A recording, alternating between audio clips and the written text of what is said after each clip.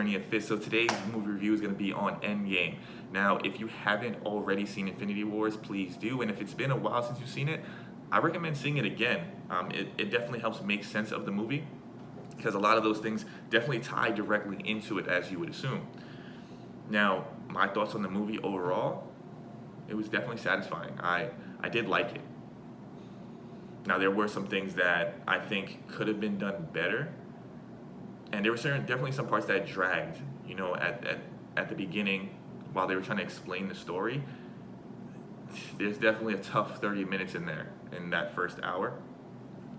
But overall, I think they did a very good job because there's just so much going into this storyline. I mean, at the end of the day, this was a culmination of all their work from every Marvel movie that was ever made to get to this point.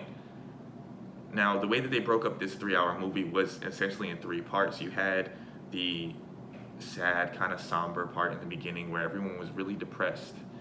And that's understandable because, well, they don't know what to do. They're scrambling, right?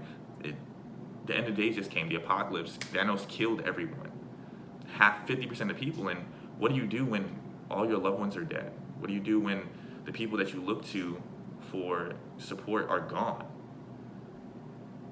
And it doesn't really feel like a superhero movie at the beginning because not, you know, it's just kind of how all the characters are dealing with all the shit that's happened.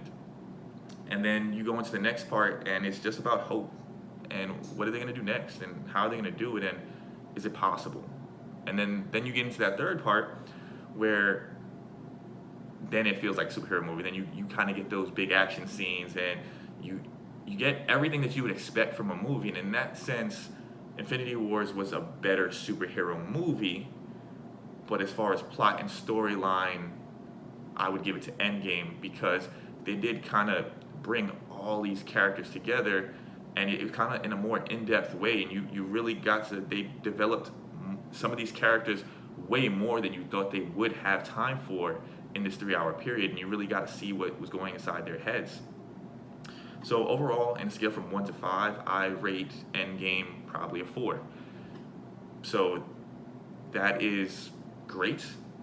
I think you should definitely go see this movie. I think you guys will really enjoy it. Some of you are going to be pissed off or sad because it's very Game of Thrones, but they kept it realistic, man. There's consequences for every action, and they made that very true in this movie.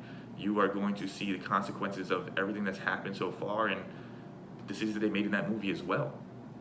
So if you guys see the movie, let me know what you think. Comment below, and I will do another video based on what I thought was going to happen and how that correlates to the movie, and maybe even explain the ending and where I think they're going next.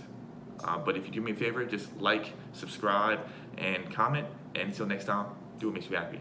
Chase your dreams, and let's get it.